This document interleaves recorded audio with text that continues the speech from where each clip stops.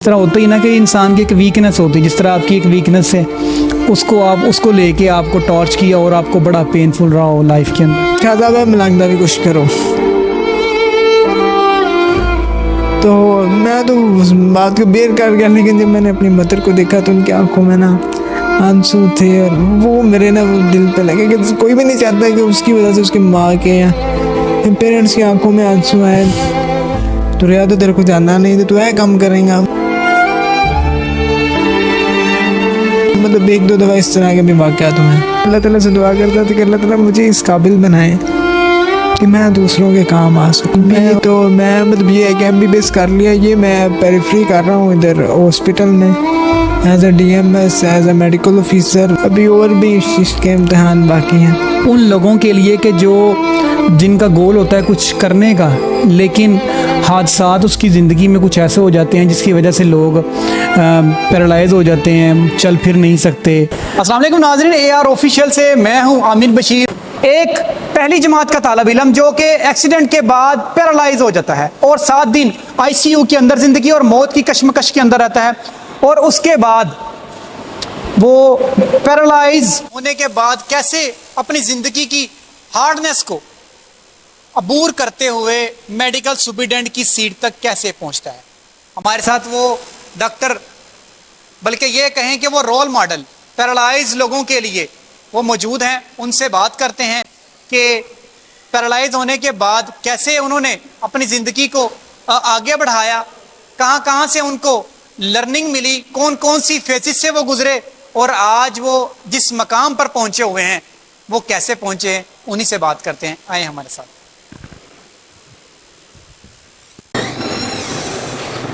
अस्सलाम वालेकुम डॉक्टर साहब, क्या हाल है आपका? खैरियत से? आप ठीक ठाक हैं? आप कैसे? अल्हम्दुलिल्लाह। प्लीज है वसी। डॉक्टर साहब मुझे बताएं कि स्टार्ट जब एक्सीडेंट हुआ, सारी बात अब माइनर एज, खेलने कूदने की उम्र, एक्सीडेंट कैसे हुआ, फिर उसके बाद क्या क्या कुछ हुआ, वो तो कुछ बताइए।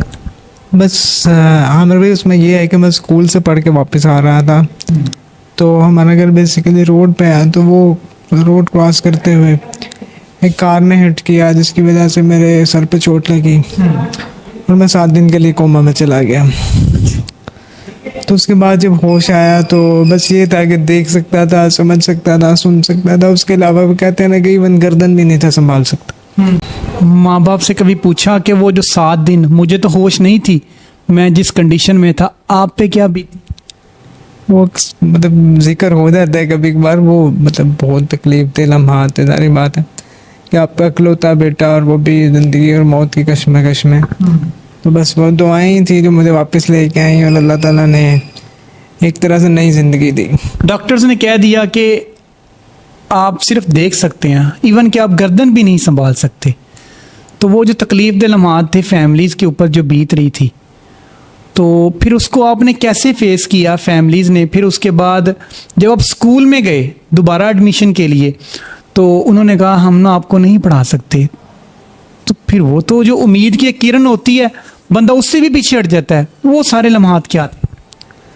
अच्छा, उसके अंदर ये है कि जब होश आया तो बेसिकली मतलब ज़्यादातर तो टाइम मेरा मेरे मतलब पेरेंट्स के साथ, मदर के साथ गुजरता था। उन्होंने होप दी कि आप करोगे, और मेरी मदर का उसमें बहुत बड़ा रोल है कि उन्होंने कहा कि आप लिखो, नहीं छोड़ना। पेंटिंग से स्टार्ट किया। आप मुकम्मल तौर पे पैरालाइज नहीं थे हो गए? नहीं, वो मतलब दो साल के अरसे में मतलब मैंने रिकवरी की कि मतलब बोल भी नहीं था सकता, गर्दन भी नहीं संभाल सकता, इवन बड़ा अरसा गर्दन में कॉलर भी लगा रहा, और आहिस्ता आहिस्ता फिर physiotherapy, speech therapy, multiple session, medicine, सब कुछ। फिर मैं इतना हुआ कि मैं फिर पेंसिल पकड़ के कुछ ड्राइंग करने के काबिल हुआ, तो घर वालों ने उस टाइम के ऊपर बहुत मोटिवेट किया कि आप इस चीज़ को कंटिन्यू करें। अगर मेरे घर वाले ही होप छोड़ देते कि यार ये तो ऐसे हो गया, तो ये क्या, इसको हम खिलौने ला के दें, या वो भी उन्होंने ला के दिए, लेकिन साथ साथ एक चीज़ होती है ना कि आपको मोटिवेट करते हैं कि आप करें, कि आप कर सकते हो। ये जो चीज़ होती है ना कि आपको कोई मोटिवेट करता है कि नहीं आप कर सकते हो, तो फिर आपके अंदर से भी आवाज़ आती है कि मैं कर सकता हूँ, मुझे ट्राई करनी चाहिए। बिल्कुल सही है। तो ये एक वो मतलब पहला स्टेप था जो लिया उस टाइम के ऊपर। तो जब आपको 2 साल के वक्फे में आपको घर वालों ने मोटिवेट किया, आपका लर्निंग सेशन हुआ, स्पीच का भी, राइटिंग का भी, फिर उसके बाद आप जब स्कूल में गए वहाँ पे क्या हुआ? अच्छा, उसके अंदर ना मैं पहले उसी स्कूल में पढ़ रहा था, तो वो मतलब तो उन्होंने ये कहा, उन्होंने मतलब अच्छे तरीके से बातचीत की, लेकिन उन्होंने कहा कि हम इस बच्चे की जिम्मेदारी नहीं ले सकते, कि उसकी वजह यहाँ पे नॉर्मल बच्चे पढ़ते हैं, कोई इसकी जिम्मेदारी नहीं लेगा, वैन वाला आके वहाँ खड़ा करेगा तो इसको क्लास से कौन लेके जाएगा। उस टाइम के ऊपर तो मैं चल भी नहीं था सकता। उस वक्त आपकी कितनी उम्र हो गई? उस वक्त मेरी उम्र होगी कोई 8-9 साल के आसपास। ठीक है। तो उन्होंने कहा कि इसलिए आप इसके लिए कोई स्पेशल स्कूल देख लें, क्योंकि हमारे लिए पॉसिबल नहीं है कि हम एक बच्चे की इतनी जिम्मेदारी ले सकें। तो ये उन्होंने वो बात। तो फिर आप स्पेशल स्कूल की तरफ भी गए?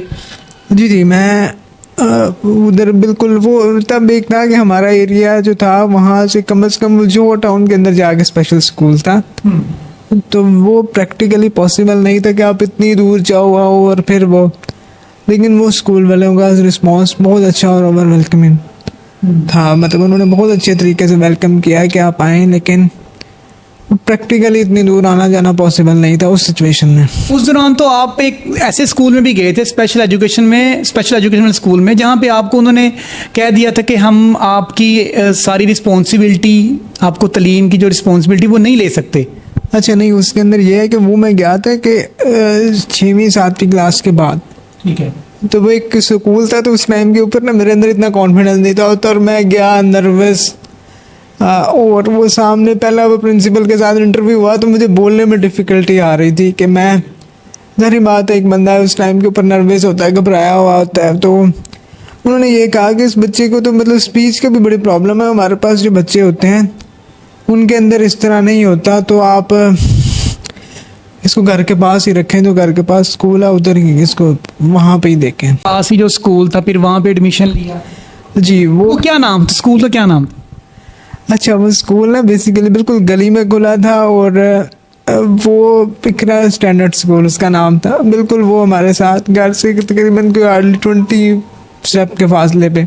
ठीक है। तो गली मोहल्लों में स्कूल होते हैं। एग्जैक्टली। ठीक है। लेकिन मैं ये कहता हूँ कि उस स्कूल में मतलब आज मेरे अंदर जो कॉन्फिडेंस और जो मतलब एक होता है ना कि आप एक अच्छे नंबर लेते हो, आपके अंदर एक वो जज्बा पैदा होता है, या एक वो स्टेप क्या कहते हैं उस चीज़ को, यार मैंने आगे अव्वल आना है, मैंने टॉप करना है, मैंने अच्छे नंबर लेने हैं, वो चीज़ जो मुझे सिखाई वो स्कूल ने सिखाई। आप मुझे बताएं कि जब आप स्कूल में गए, वो गली मोहल्ले के स्कूल में, तो जब हेडमास्टर ने आपको वेलकम किया, और क्या वो अल्फाज बताए थे जिससे आपकी वालदा की आंखों से भी आंसू आ गए? वो प्रिंसिपल का ऑफिस में, वहाँ पे सारे बैठे हुए थे, तो वहाँ पे उन्होंने जो उनके साथ होते हैं, उनके सेक्रेटरी या पीए जो भी था, उन्होंने ना जब उनसे फारिग हो गए लोगों से, तो उन्होंने कहा कि अच्छा जी शाहजादा मलांगदा भी कुछ करो। तो मैं तो उस बात को बेर कर गया, लेकिन जब मैंने अपनी मदर को देखा तो उनकी आंखों में ना आंसू थे, और वो मेरे ना वो दिल पे लगे कि कोई भी नहीं चाहता कि उसकी वजह से उसके माँ के या पेरेंट्स की आंखों में आंसू आए। तो तब ये मेरी मामा की वर्डिंग थी कि बेटा आपने इस स्कूल में ना इतना अच्छा पढ़ना है, इतने अच्छे नंबर लेने हैं कि इन्हीं को आप पे प्राउड हो। मैंने कहा कि मामा इंशाल्लाह मैं कोशिश करूँगा। और फिर अल्लाह ताला ने वो दिन भी दिखाया कि जब मैं वहाँ पे तो साइंस बायो और कंप्यूटर होते हैं ना, तो बायो में मेरे हाईएस्ट मार्क्स आए थे मैट्रिक में। स्कूल में तो वो सब अल्लाह ताला की करम नवाजी थी कि अल्लाह ताला ने इस काबिल मुझे किया कि मैं एक मतलब अपनी माँ का वो जो अल्फाज थे और मतलब पूरा किया। हाँ, उसकी लाज रख सकूँ। वैसे मैंने गवर्नमेंट कॉलेज GCU यूनिवर्सिटी से किया। सारे मेरे टीचरों ने कहा कि यार आप ना GCU में दाखिला लेना, अगर मेरिट बन जाएगा तो वहाँ पे। तो साथ में पंजाब कॉलेज भी था, वो घर के करीब था, और वहाँ पे भी वही स्कूल जैसा एनवायरनमेंट के आपकी क्लास में अच्छे टीचर आगे आपको पढ़ाते हैं, आप बैग उठाते हो वापस। लेकिन जब मैं GCU में गया ना, तो वहाँ पे ये बिल्कुल यूनिवर्सिटी टाइप एनवायरनमेंट था उनका, कि बस पे जाके बस ने उतारना, फिर वहाँ से आपने उतर के चल के 3rd फ्लोर पे वो क्लास होती थी, 2 लेक्चर वहाँ पे, फिर एक लेक्चर चल के जाके मतलब यूनिवर्सिटी में जैसे आप कैंपसेस में फिर के क्लासेस लेते हो, तो वो तो पहले 2 वीक मुझे इतना को मुश्किल लगा कि मैं घर आकर रोता था कि ये मैंने अपने गल क्या स्यापा डाल लिया। तो फिर मेरे मामा ने मुझे कहा कि आप ना 1 वीक और चले जाओ, अगर नहीं होगा तो हम आपको पंजाब कॉलेज में करवा देंगे। तो बस वो 1 वीक के अंदर अंदर वो इतना पसंद आ गया कि, और मेरी मतलब जो ग्रूमिंग के अंदर और सारा कुछ उस इदारे का बहुत बड़ा हाथ है कि मतलब मैं इतना ग्रूम हुआ, आपको एक्सपोजर मिला और सारा कुछ। वहाँ पे एक यूनिवर्सिटी लेवल क्विज कंपटीशन भी हुआ, उसमें हम थर्ड आए। पढ़ाई तो साथ साथ चलती रहती है, लेकिन मतलब वहाँ से आपने जो अचीव जो किया, आपने जो लर्न किया, वो मतलब बड़ा ही मतलब जो एक्सपेक्टेशन से बियॉन्ड थी। एग्जैक्टली वहाँ पे इतने अच्छे सीनियर टीचर्स इतने अच्छे आपको मिलते हैं ना कि आपका जो आपके साथ क्लास फेलोज होते हैं सारे टॉपर्स होते हैं, पूरे पाकिस्तान की क्रीम बैठी होती है। जब आप एक जगह पे बैठते हो, यार ये इतने लोग हैं, ये ऐसे कर रहे हैं, तो मुझे भी ऐसा करना चाहिए ना, वो आपके अंदर एक चीज़ आती है। अच्छा, मुझे बताएं कि इस किस्म की जब दोस्त होते हैं यूनिवर्सिटीज़ के अंदर, वहाँ पे कभी आपको किसी ने कोई तानाबाजी की हो स्कूल्स के अंदर? जिस तरह होता ही ना कि इंसान की एक वीकनेस होती है, जिस तरह आपकी एक वीकनेस है, उसको लेके आपको टॉर्च किया और आपको बड़ा पेनफुल रहा हो लाइफ के अंदर? ऐसे नहीं, लेकिन जब स्कूल में था ना, वहाँ पे अब मतलब स्कूल के अंदर क्योंकि हर तरह के लोग आते हैं, वो मतलब इतना कोई वेल ग्रूम एरिया नहीं था, तो वहाँ पे आकर लड़के बोल देते थे, बात कर देते, लेकिन ज़्यादा नहीं, वो भी कम। कोई एक आधा अगर किसी से कोई बात हो गई तो मतलब किसी को ये था ना कि कोई मेरे से उस लेवल में कम्पीट नहीं कर सकता कि यार ये पढ़ाई में है, तो वो उस लेवल में इस तरह की बात करेगा कि यार तो रिया तो तेरे को जानना नहीं, तो तू है कम करेगा। मतलब 1-2 दफ़ा इस तरह के भी वाक़यात हुए हैं। बिल्कुल सही है। अच्छा अहमद भाई, मुझे ये बताएं कि जब आपका मेडिकल में दाखिला हो गया, आपने जब अपनी पूरी ज़िंदगी रिवाइज़ की होगी, जब पिछले जितना आपके ऊपर टफ़ टाइम गुजरा कि यार जब मेरा एक्सीडेंट हुआ और मेरी क्या कंडीशन थी और आज अल्लाह ने मुझे जिस मकाम पे पहुंचा दिया, तो एक प्राउड नहीं फील होता दिल के अंदर कि या अल्लाह तेरा लाख लाख शुक्र है, मैं तो इस काबिल। बिल्कुल, मतलब मैं सोचता हूँ ना, मैं उस टाइम पे इमेजिन करता हूँ यार मैं क्या था, अगर मैं वहाँ पे हिम्मत छोड़ देता तो आज मैं पता नहीं कहाँ होता, वहीं पे बैठा कुछ कर रहा होता, या मेरे घर वाले ये ना समझते कि यार, या मेरे टीचर ना समझते कि इस पे मेहनत करनी चाहिए। अगर वो ये सोचती यार है तो पता नहीं अल्लाह लोग क्या है इन्हें तो की करना है, इन्हें इतने रखो बस, तो मैं इस टाइम पता नहीं मैट्रिक भी पास ना होता। बिल्कुल ऐसा ही है। तो उसमें अल्लाह ताला, मेरे पेरेंट्स, मेरे टीचर, मेरे दोस्त, उन सारों ने मुझे मोटिवेट, अल्हम्दुलिल्लाह। अल्लाह ताला ने कहते हैं ना कि जब अल्लाह ताला आपसे कुछ लेते हैं तो फिर कुछ देते भी हैं। तो मैं हमेशा अल्लाह ताला का शुक्र अदा करता हूँ कि अल्लाह पाक आपने जिस हाल में भी रखा है मुझे बहुत बहुत बेहतर रखा हुआ है। बिल्कुल ये। अच्छा मुझे अहमद भाई ये बताएं कि आपका एम्बिशन क्या था, गोल क्या था आपका, और जब मतलब आप इस स्टेजों से गुजर रहे थे तो उस दौरान उस अपने गोल को मतलब गिरते हुए कभी मतलब रियलाइज़ हुआ, आपको फील हुआ? मेरा ना हमेशा तो एक गोल था, क्योंकि मेरी लाइफ में कुछ इस तरह के ना मुझे अक्सर मतलब लोगों से फेवर लेनी पड़ती है, तो मैं हमेशा अल्लाह ताला से दुआ करता था कि अल्लाह ताला मुझे इस काबिल बनाए कि मैं दूसरों के काम आ सकूं, मैं उनके लिए कुछ कर सकूं। तो अल्लाह ताला का लाखों करोड़ों शुक्र है कि अल्लाह ताला ने मुझे इस मकाम पे भेजा कि जहाँ पे मतलब मैं मरीज़ चेक करता हूँ, लोग मेरे पास आते हैं कि अल्लाह ताला ने मुझे एक ज़रिया बनाया हुआ उनके फेवर्स देने का। आप अभी हेल्प करें। मुझे बताएं अभी आपकी क्या पोजीशन है, अभी आप किस मकाम पे? अभी तो मैं मतलब ये एक MBBS कर लिया, ये मैं पेरिफ्री कर रहा हूँ इधर हॉस्पिटल में as a DMS, as a medical officer.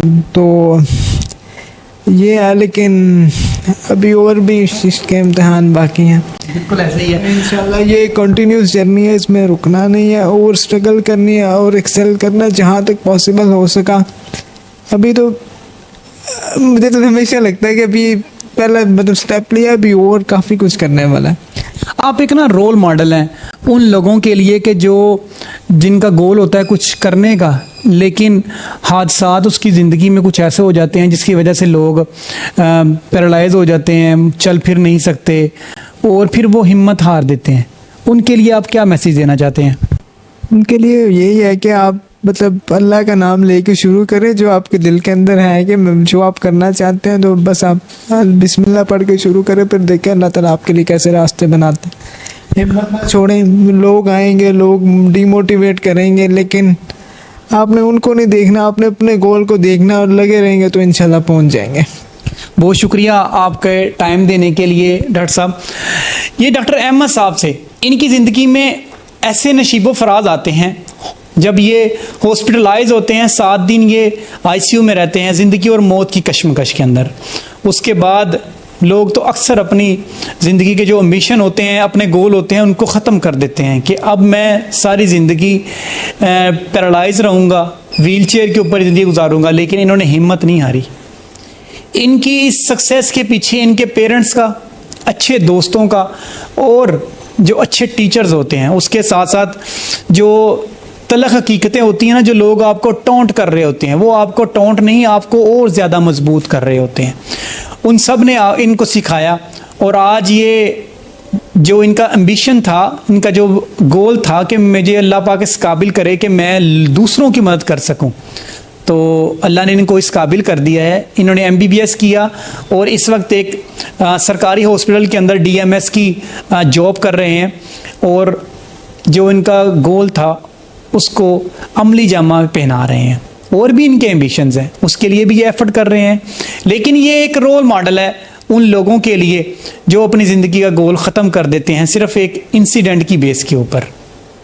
इसी के साथ अपने मेज़बान आमिर को इजाज़त दें। मुझे कमेंट सेशन में आपने ज़रूर बताना है और इस वीडियो को आपने फॉरवर्ड भी करना है ताकि उन लोगों तक पहुंच सके जो कि अपनी ज़िंदगी की जो बाजी है वो हार चुके हुए हैं और एक ज़िंदा लाश की तरह अपनी ज़िंदगी गुजार रहे हैं, ताकि उनको मोटिवेट हो और वो ज़िंदगी में आगे बढ़ें और कुछ कर दिखाएं। तब तक के लिए अल्लाह हाफिज़।